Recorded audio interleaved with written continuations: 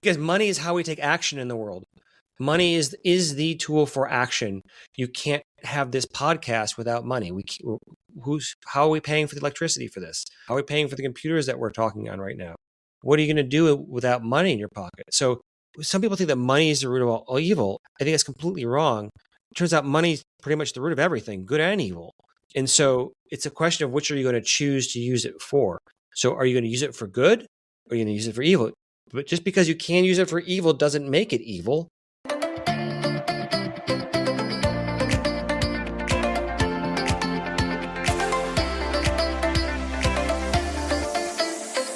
This is By Joyan Season 2. I'm your host, Joyan Chan, and every Wednesday we bring you inspiring stories, powerful message, and fun conversations with me and my special guests and friends, and it's my personal mission to empower you to live and lead a life with joy. This podcast is for you if you're looking for more joy, courage, passion, and purpose in your life. Now let's dive into today's episode and get ready to laugh, learn, and live your life to the fullest. From Marine to Benedictine monk to financial expert, our guest today has an unconventional journey that reflects his unique perspective on wealth and purpose. After graduating top of his class from Marine Corps Officer Candidate School, he spent 2 decades as a monk while leading a prestigious school's math department. Transitioning to finance in 2017, he became a partner at an asset management firm overseeing $250 million in assets. His best-selling book, From Monk to Money Manager, A Former Monk's Financial Guide to Becoming a Little Bit Wealthy and Why That's Okay, revolutionized the conversation around spirituality and wealth. And in his latest work, Taming Your Money Monster, 9 Paths to Money Mastery with the Enneagram, he combines the Enneagram with practical financial tools to help people build wealth so they have options to live a life that makes their soul sing. So ladies and gentlemen, help me in welcoming the highly sought-after speaker and coach, the truly one and only Douglas Lynam. Welcome to the show, Douglas. Thank you so much for having me here. It's really an honor to be here, Joyan. Excited to have you here and have you share your incredible journey with my listeners. And I just can't wait to hear all about it. So let's dive into your story and let's start with your story. So you have lived as a monk, a Marine, and then a money manager, and just happened to be 3 M's, right? I don't know whether that's on purpose or coincidence. So what led you from the discipline of military life to the silence of monastic life and eventually into the world of finance? What happened? Well, it's a long and crazy story. I'll try to keep it short, but basically I grew up in the United States outside of Chicago and in suburbia and in a fairly affluent family. But when my parents divorced, it felt from my childhood perspective, it felt like money got weaponized. And it became a tool that my parents would use to get back at each other. And if I would ask one parent for something, they would say, well, go ask the other parent. Like, ask your mom, go ask your dad.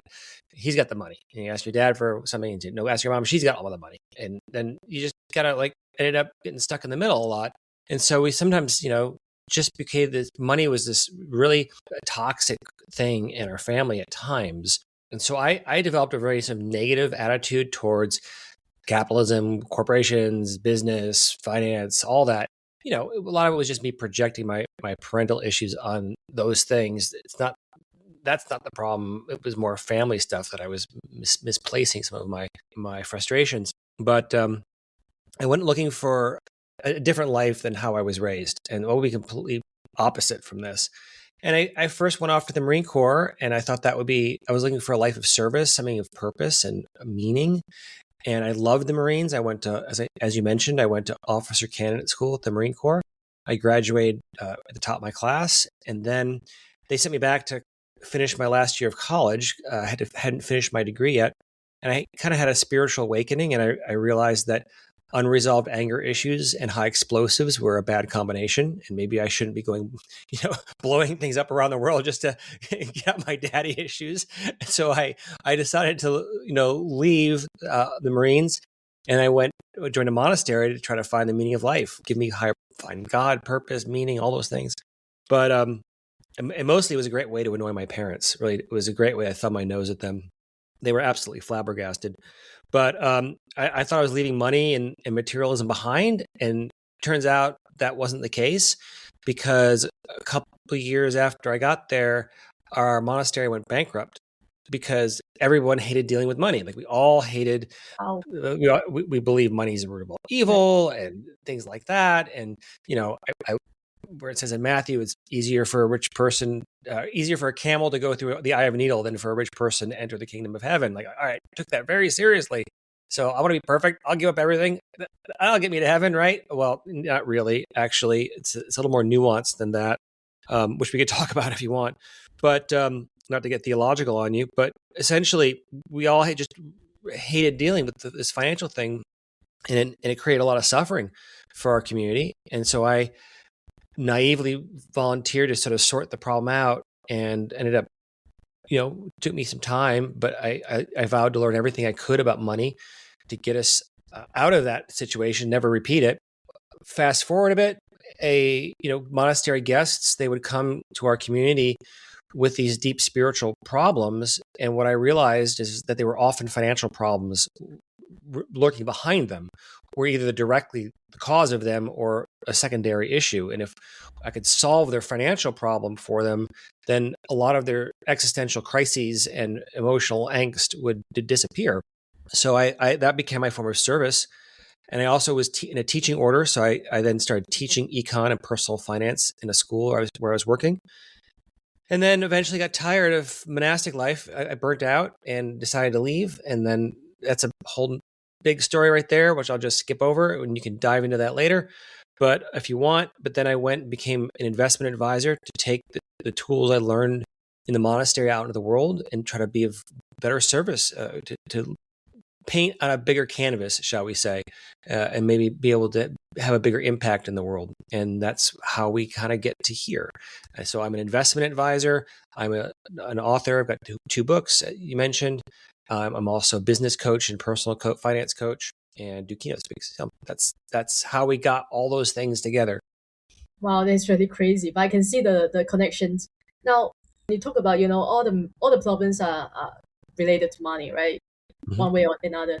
But you also talk about how our money problems are not really about money at all, right? It's Mm-hmm. like our problems are about money, but actually they are not about money. So what is actually driving our problems, or in terms of finance or financial behavior, beneath the surface that we couldn't see? Well, it's a complicated question to answer succinctly, but essentially, turns out there's this weird thing called the Enneagram. Okay. And what the Enneagram means, so Ennea in Greek means 9, and gram means drawn. So the Enneagram is these 9 personality patterns that we draw in a circle. And it turns out that, and we can maybe get into, if you want, I can explain how the system works or not. But the key punchline, the takeaway is that, and this goes back to neurobiology and childhood developmental psychology and how all this works. But essentially, it turns out that each of us, in order to have an ego, in order to have a personality that functions in the world, we need to have an ego defense mechanism. We need to have a protective shell around our container to hold our sense of self-consciousness. And there's only so many ways you can design that container. There's lots of variety inside of it, but the ego shell is, think of it like cars. There's an infinite variety of cars. Yours is totally unique. But we can say that there's styles of cars. There's SUVs, there's compact cars, there's pickups, right? And it turns out, just like there's styles of cars, there's styles of egos. And there's these 9 core patterns. And then what that tells you is, what's your greatest unconscious fear? What's the thing that you're most, because it's what allows you to have self-conscious. I can explain why, but the short answer is that we all have this deep unconscious fear that creates a lens through which we see the world. It creates the vehicle that our ego is driving around in.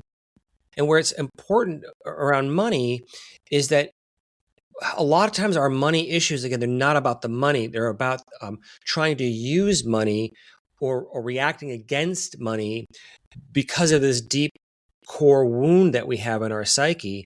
And once you understand what that is and how it can react to money in unhealthy ways, then you begin to understand why you are doing what you're doing and why. It's not about the money. It's about this fear that you're trying to assuage.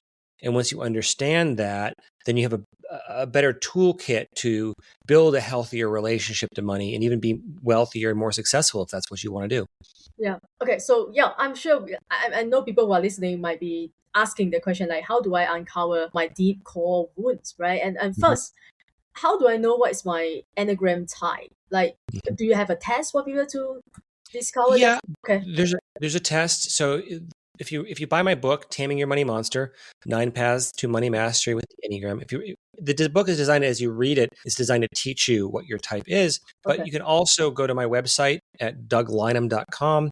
That's DOUGLYNAM.com, and you can find a link to what's called the IEQ9 Mm, integrative Enneagram test. So I didn't create it, but I work with these folks. They're really good. It's probably the best. There's a lot of Enneagram tests out there, but you can yeah. see it on my website under resources, and that can tell you what your type is. And then, but you'll need the book to actually tell you how it relates to money. Okay. Cool. So, but can you give us an example? Because Mhm. you know, so there are 9 types, right? And you Mhm. mentioned that each type has a predictable core wounds or financial Mhm. blind spots. Mhm. So can you just give us like one example of, let's say, a financial patterns type 3 or 7 that might struggle with? Sure. Do you know your Enneagram type by chance? I knew that was coming. I think I'm a type 4 if I'm not mistaken. I'm an Okay. individualist if I'm not Okay. wrong. Yeah, Okay. that's Well, let's find out. Let me just ask you a question. So we'll use you as a test, okay. and people can follow along. I'm going to try to type you live here and see if it makes sense. But the first question. So the Enneagram, there's let's see, how do I want to say this without getting too long winded? But essentially, we know from the work of a neuroscientist by the name of Jaak Panksepp. He's an affective neuroscientist. And what he found that in all mammals, Mm, there's 3 core negative emotions. And in childhood, we all got exposed to one of those core negative emotions more than others. And it was necessary in order, and I'll save you the long winded explanation why. You can read the book. But essentially, these negative emotions were necessary for us to have boundaries set on us, for us to what we call individuate and differentiate in childhood, to separate from our parents and develop an individuated sense of ego and self. And that required them to say things like no to us. And those no's had to be reinforced with a certain amount of force, typically with one of these 3 core negative emotions, which are anger, grief, or shame. They're sort of tied together. So anger, grief, shame, or fear. So that anger, grief, fear, as a child, you probably got more of one than the other for whatever reason. Either you uh, because that's how you were parented, or that's what mm. you were more sensitive to. It's a complicated question. But my question for you and for your listeners is to think for a minute, is to go deep into your darkest emotional moments when life is really hard for you. Which of those 3 negative emotions do you tend to feel more of? Do you tend to feel more anger, sort of grief, shame, or fear? I would say grief and shame. Yeah. Yeah. Okay. So that breaks us down into what we call the shame triad, right? So Okay. now we have 9 options. We've just narrowed it down to 3. Okay. Then within those 3 choices, now that shame or grief that you experienced, there's 3 ways your childhood self could process that emotion. Mm, You could either externalize it, which is like kind of having a food fight with the world. You can internalize it, which is like giving yourself an emotional wedgie, or you can have both. And so there's 3 choices in we call this the shame triad.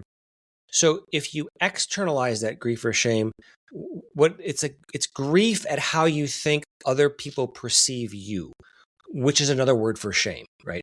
I mm. feel sad about how I think people are perceiving me. Shame is a shorthand for that. That's why but the circuitry is actually the grief circuitry in the neuroscience, but that's splitting hairs. And so that creates if you externalize that shame, then you become what we call a type 2, and that's the helper.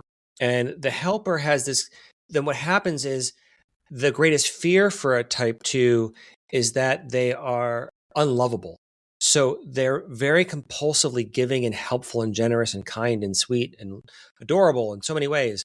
But it's a coping mechanism to try to earn love and validation, to assuage that fear of that they're not lovable. And it kind of has emotional strings attached sometimes. It's like a pay to play. Like, I'll tell you you're wonderful. I'll help you a lot. But what they're really looking for is you to reciprocate and tell them that they're wonderful, right? So that's the 2. Does that sound like that fits you at all? No. Okay. So then we've got type 4, which internalizes that shame, or it's grief about how they perceive themselves, right? So it's or shame about how they view themselves. So type 4s, what that creates is this feeling like they don't have an identity or place in the world. So they feel like they're always the odd person out. Like everyone else has a place, everyone else has something unique and special about them except for me. And so it creates this sort of envy at what they think everybody else is doing fine, but not me. So 4s then have this greatest fear because their greatest fear is not having an identity or not having anything special about them. So they're compulsively going against the grain. Like whatever convention says do one thing, if convention says X, they do Y. Like there's that Robert Frost poem, right? It's The Road Less Traveled, if you're familiar with that. I came up across a road and there was 2 paths and I took the one less traveled. And that made all the difference. Well, 4s, they're the ones who always take the road less traveled, whatever they did. So they're their default. But the problem is if you always do that, you can sometimes find yourself lost in the woods and completely isolated and alone and not knowing where you're going or what you're doing. So does that feel like that's you at all? That's totally me. Totally. Okay. Yep. All right. And I won't go through all the 9 types, but I'll finish out the shame triad because I'll poke at myself, right? So you're a 4 and I'm a 3. So then 3s, just to give you an example of this one piece of the pie, right? Of the Enneagram, because we could go around and do the anger types, we could do the fear types, but there's no time for that. But for the 3, then we have both that internalized shame and externalized shame. So we have a kind of a combo where between the 2 and the 4. And that stereotypic shame for 3s, what it does is it creates our greatest fear that we're fundamentally worthless, that we have no value in the world. So while you're looking for identity, I'm looking for value. And so I use car metaphors. So type 2, the helper, I call them the ambulance. Type 4, I call them the custom car.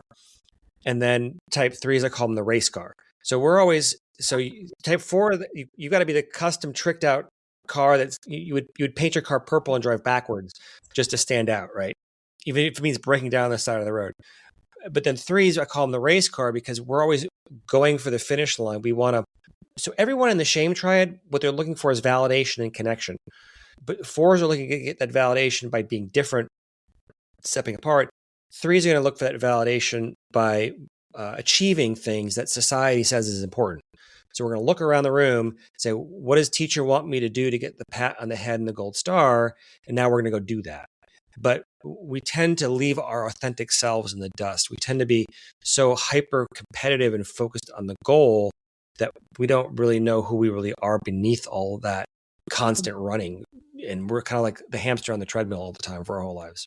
So, all right, long-winded answer. That gives us your type. You've got my type. We can play with those. But let's talk about then the money aspect of it. Exactly. Unless you have a question on all that. Yeah. So exactly. So how can we now, knowing my type or your type, how can we relate these to our financial patterns or habits or struggles? Right. Okay. So now we're going to get a little more complicated, but not too much. So I'm going to layer on top of the Enneagram what I call the attachment theory of money, which is identical to the attachment theory of relationships, if anyone is familiar with that. But if you're not, what it says is that basically when it comes to money, we can have 2 core ways we can have an unhealthy relationship to money. One where we're anxiously attached to it, or we're too greedy or too obsessed about it or too neurotic around our money. Think Ebenezer Scrooge from A Christmas Carol, or if you watch in America, we've got these shows, Succession or Billions. I don't know if those are popular out there in Singapore, but they're pretty big here. But you see these people who are like, their greed and their avarice and their anxiety around money is creating suffering for themselves and for the people that they say they love. So that's one unhealthy way in which you can relate to money. The other is where you're fearfully avoidant of it. So where you unconsciously push money away because you're scared of it, because it brings up a lot of shame, it brings up a lot of anger or fear or grief, or if you're being incompetent, whatever the sort of negative anxiety that it brings up for you, you tend to back away and then not want to deal with it. You don't want to pay your bills or do your taxes or, do the hard work that it takes to actually be conscientious around your finances. So those are the two things. But then, okay, one more layer, and we're going to get to you, back to you. But then we can also be what I call the jumbled style, where you can be anxious in one part of your financial life, but maybe avoidant in another. And this is more typical. Most of us are sort of jumbled. But what I mean by that is you've really got what I call the 4 pillars of finance. The 4 pillars of finance are going to be earning, saving, investing, and giving. So earning, saving, investing, giving, right? So those are your 4 pillars you can sort of think of that hold up your financial life. But you might be like an anxious earner who makes a lot of money, but then you could be an avoidant saver. If you spend everything you make, then you're an avoidant saver, right? So I know a lot of clients I've worked with, they make tons of money, but it all goes out to status symbols. It all goes out to bling or whatever stupid stuff. So they never save. And then some people are really good at earning and saving, but they're terrified of investing. They never put their money in the market because they think they're just terrified for whatever reason. Be a good investor, but you're an avoidant giver. You never do anything meaningful with your money. You never. It becomes a greedy self-aggrandizement project rather than, I think the reason we should all strive to be wealthy, I think we should all strive for that because it gives you tools and time to be of more love and service to the world, right? You're not grinding for this paycheck. You can go out there and help a lot more people with it. So that's why, whatever that means for you, whatever floats your boat, but not just to, party all day. Anyway, so that's then we're going to get back to the 4 here. So you've got these 2 money monsters for type 4, and they could show up in earning, saving, investing, or giving, right? And so, okay. What is the money monster? How would you define it? Well, it's the way that your Enneagram type is either anxiously attached to money or fearfully avoidant of it, right? Right. Yeah. So if I know my relationship, if I know my attachment style in relationship, is it going to be the same when it comes to money? Not necessarily. I don't know. I think it's a good place to start, but I wouldn't assume that that's the case. It's the same concept, but I don't know if there's a correlation between your relationship style and your money attachment style. But it's true for me. That doesn't mean it's going to be true for everybody else. Okay. So yeah, how do I know? Now you wanted to use me as an example again, right? Let's do it. Right. So the money avoidant type 4, I call them the flop. So we've got the flop and the flinger.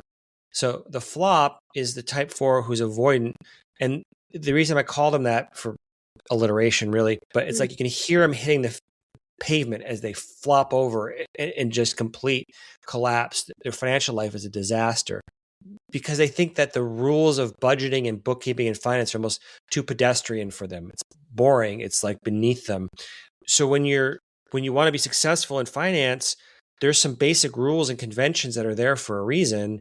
And 4 sometimes have a hard time following those conventions, like, get a career, get a job, go to school, do the things, your parents are telling you, go be a doctor or a lawyer. Like, no, 4s be like, I can't, I'm not saying you should do what your parents tell you to do, but they whatever the convention says, because they always rebel against that, it tends to cause problems in their financial life because they have a hard time just doing the thing that everybody else is doing, especially when that thing is the prudent thing to be doing, right? Does that track for you? That's one Yeah. possibility. Yeah, look at what I'm doing. I'm doing a podcast. Yeah. That's not what everyone else is doing. Yeah, so true. And then the other one, money anxious, where I call them the flinger. Mm. And what it means is they make money, but then they fling it at forms of self-expression. Like they Mm. want that one of a kind tapestry in their living room, their vintage vinyl record collection, or, there's whatever their thing is that's going to make them stand out and stand apart. So their money tends to get flung at ego, and like, look at me, how different I am, right? Look at me, Yeah. this is going to make me feel unique and special, and it can often decimate their financial future. Or, I mean, not decimate, but it's just a way that they can get themselves into trouble. Yeah, that doesn't sound like me. I don't buy stupid stuff. Well, good. Are you more of a minimalist? Yeah. So you're more of a minimum. So you don't have any Yeah, needed. minimalist, I wouldn't say so, but it's like, yeah, just buy what is necessary at this point of my life because Yeah. But do you find that you're able to do the budgeting and the bookkeeping and the finances and all the conventional stuff? Is that okay for you? yeah, I hate to do them, but still, I had to, Yeah. Yeah, but it's not like my favorite thing to do for sure. Yeah. And if I Well, can outsource it, like I just get my hire accountant to do it for me. yeah. So you're doing it, but maybe Yeah, it's hard for you. it is very hard. It's just tedious, right? But how about but then what, so are you just podcasting? Do you have other income streams? Yeah, I do, and a podcast is actually part of my business. Mhm. So yeah, I'm self-employed entrepreneur. Always have Mhm. been, like that. We talk about it. Like always wanted to not take the traditional path, not Mhm. following what everyone else is doing. Mhm. So I always want to be different in a way, but it's not like buying stupid stuff to stand out. But I have my own style, right, for sure. But Mhm. I want to be different in a way that's like doing a podcast, for example, or being a coach, right? Being a speaker. That's not what everyone else is doing. So yeah, And so it doesn't mean those things are good. Like, so you also have a healthy relation. So not every four has an unhealthy relationship to money. I'm just saying, when fours tend to have an unhealthy relationship to money, this is where they tend to get themselves in trouble, right? right. But so you want to do something different, but you're still picking things that are potentially you could make a lot of money as a coach. You could be very successful as a public speaker. Mm. But as long as those things are realistic. But for some fours, what you'll see is they'll have this artistic temperament that isn't necessarily tied to reality. They have these dreams, whatever their artistic. Yeah. Fours are always artists, but they tend to have this sort of creative streak to them, and they tend to have this melancholy streak to them as well. And so it's just, if those dreams aren't grounded in something practical, then it can cause a lot of trouble for fours. Yeah, totally. I've been there, done that. I went to art school. Tell me about it. So, Mhm. and I wasn't the most grounded kid in school or like in my family. So yeah. But yeah, don't make it. I don't want to make this episode about me. Um, so let's talk about for my listeners. Yeah, other than taking a test, I believe that that's the first step, right? They have to do in order Uh-huh. to dive deeper into their patterns. Well, yeah. So I started to put you on the spot, but it's always No worries. we can poke fun at me too. Like, I've got my money monsters. We all have them. It's like we all got it. So now knowing, let's go through the steps. So the first step is to find out your type, right? What is your type, and then what is your money monster? That will be the next step, I believe. And after knowing our money monster, let's say now I know sometimes I avoid like dealing with money. I just want to think about it, right? Things like that. Now knowing that's my pattern, how do I fix it? What do I do about it? Yeah, that's tricky. So there's really three steps, and they're easy to say, but they're hard to implement. And the three steps, I'll walk you through them. It's contemplation, compassion, and action. What do I mean by those three steps? So contemplation is to think deeply about what your personality is to identify your type, learn about it, think about it, see your patterns, identify your patterns, name them, So there's this contemplative aspect of sort of this intellectual study that needs to happen so you can really know what your patterns are. And then, each type has what I call a sacred wound. So like for 4, it was that internalized shame we talked about. For the 3, it's the internal and external shame. It's a sacred wound, and I go into reasons for it in the book, but essentially, it was a necessary wound. And when you heal it, it actually becomes the source of your highest purpose and greatest meaning and greatest satisfaction in life. But you need to have compassion towards yourself and towards first of all, for having these sort of flaws and characteristics. And, we're just touching the surface of like type 4 and type 3. There's so much more depth than we're even getting into here. I'm just giving you kind of a very superficial explanation of those types. But you need to have compassion for yourself and for your flaws and for the wounds that were inflicted on you that created your personality structure. Then you have to take appropriate action. Like what actions, what's a clear action plan that you need to take, in those 4 pillars of earning, saving, investing, and giving. Where are you anxious? Where are you avoiding? And what's the counter move you need to make for your personality type in each of those areas so you can really have a successful financial future? Right. So you also said that our deepest wounds, which you just mentioned, our sacred wounds, can become our greatest financial superpowers. So, so can you share how can someone start turning their pains or wounds into prosperity and abundance? I think part of it is knowing what your purpose is. Like, what is that higher calling for you that money is going to help give you the fuel to achieve? And so the Enneagram won't tell you like what's the specific thing you should be doing. They tell you in some general sense, what that thing is that allows you to find, because the sacred wound creates your greatest fear. It creates your greatest unconscious fear. It also creates your greatest unconscious hope, which is just the exact opposite of your fear. So I'm a 3, right? So my greatest fear is that I'm worthless. Then my greatest hope is to feel completely valued. And there's a path to that. In the book, Taming Your Money Monster, I've laid out a very detailed sort of ego map for each of the 9 types. So and that ego map has got, dozens of steps to it. And we're just talking about the first step, 2 steps here. And now we're talking about kind of the last step. There's a bunch in the middle that I'm leaving out for time. But essentially, once you understand that ego map and you can work through it and know what your worst vices are and what your greatest virtues are that you need to practice, then you kind of find your path towards your fulfilling that greatest hope.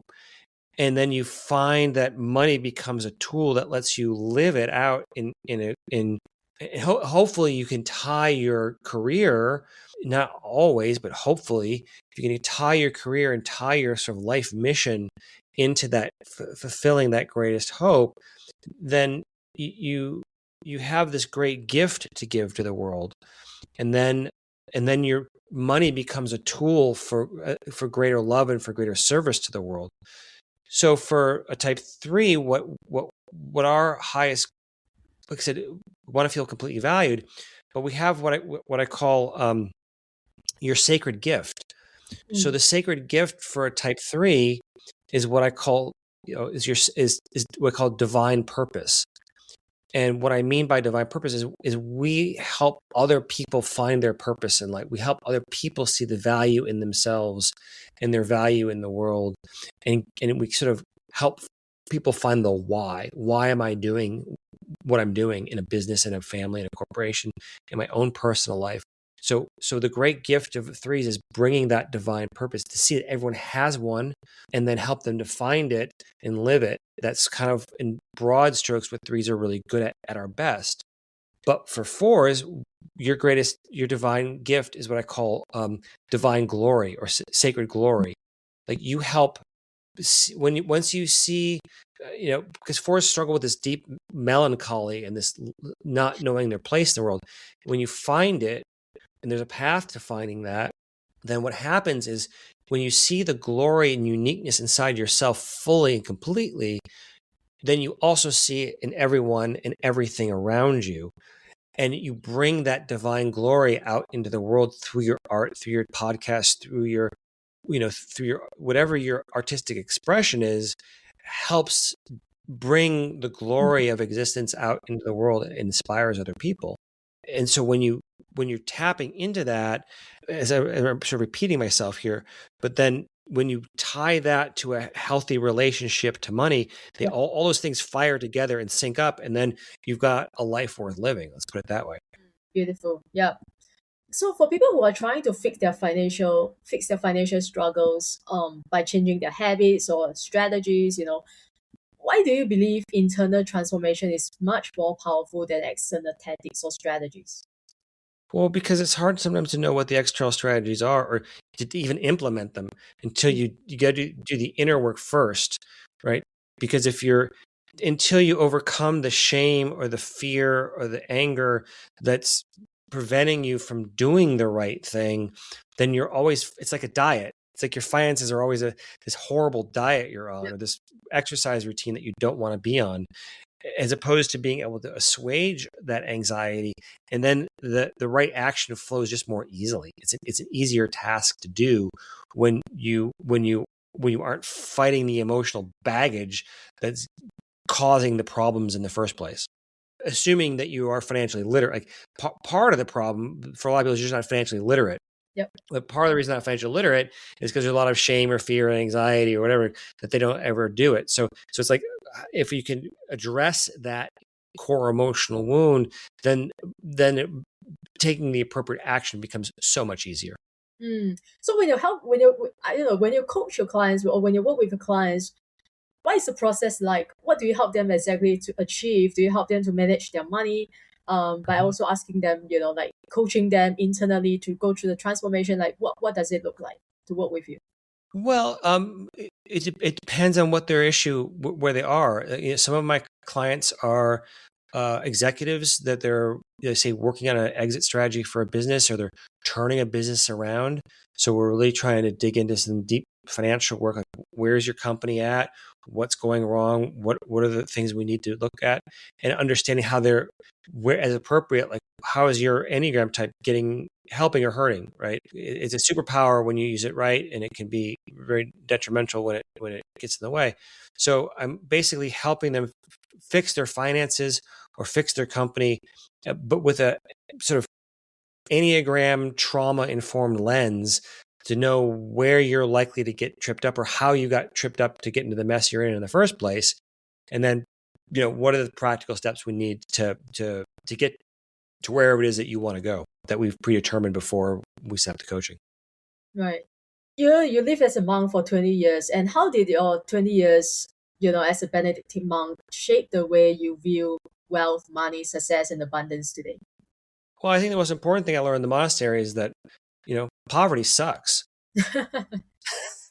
I mean, I'm being glib, but it really, what I learned is that wealth isn't really the problem. Poverty is. There's more. Yes, we could we talk about the problems of misspent wealth is undeniably a problem, but the bigger problem is poverty. Like, the suffering that poverty creates is so relentlessly horrible that it creates so much stress. It's like walking over a tightrope over a pit of alligators every single day. And there's a reason why we know from the research now that the best predictor of when you're likely to die, like the best predictor of mortality, is your socioeconomic income, because poor people get hit with a whole laundry list of things that you just don't want, right? They have higher rates of obesity, of addiction, of mental illness, of domestic violence, of crime, of workplace injury. You go down the list, every sort of societal metric that's bad goes up as your income goes down. And so if we can pull people out of poverty, we can alleviate a tremendous amount of suffering in the world. And so what I realized is that my rejection of money in the monastery was it was based on a fundamentally flawed premise. Not that some people take a vow of poverty for the right reasons. And I'm not saying that no one should ever be a monk or no one should ever go off and take a vow of poverty. Fine. Like, don't get me wrong. I'm not saying it isn't a noble lifestyle, and it has its beauty and it has its charm in many ways. But what I also discovered in the monastery is that, you know, you can be very wealthy for the wrong reasons, right? You can be very greedy and avaricious, and we talk about that as a problem, like the money anxious, right? Yeah. But you can take a vow of poverty and be in a monastery and reject money for the wrong reasons, and that can inflate your ego just as much as anything else. So there was one monk in the monastery, I call him Brother Pius, who refused to touch money or credit cards or debit cards or anything for years because he thought that touching money polluted the soul. So, Okay. all right, fine. If that's true, then what that meant is everyone around him had to touch money more often so his hands could stay clean. That's not very spiritual. Yeah. Like, and more importantly is he had this big ego about it. And so he now had a way to feel holier than thou than the rest of us whose hands were touching this dirty, dirty money all the time, right? So he didn't have to, right? So it's so selfish. And it was like, wait a minute, this is nuts, right? This doesn't make any. So he was an exception. I'm not saying. I'm just showing that there's so much more nuance and flavor to why we do what we do is just as important as what we do. And plenty of people take vows of poverty to live in solidarity with the poor. Mother Teresa, hats off to her. Saint Francis of Assisi, hats off. But then there's also another possibility where you can do this for the wrong reasons. Yeah. So yeah, you have experienced both extremes that is perfect, poverty as well as financial abundance. Can wealth and spirituality truly coexist? Yeah, they have to, because if they don't, we're completely screwed. Right? Because money is how we take action in the world. Money is the tool for action. You can't have this podcast without money. How are we paying for the electricity for this? How are we paying for the computers that we're talking on right now? What are you going to do without money in your pocket? So some people think that money is the root of all evil. I think that's completely wrong. It turns out money is pretty much the root of everything, good and evil. And so it's a question of which are you going to choose to use it for. So are you going to use it for good, or are you going to use it for evil? But just because you can use it for evil doesn't make it evil, right? Unless you've mastered the art of multiplying the loaves and the fishes and you can work miracles, you're going to need money to feed the hungry or clothe the naked. Like, money can build bullets or bandages, take your pick.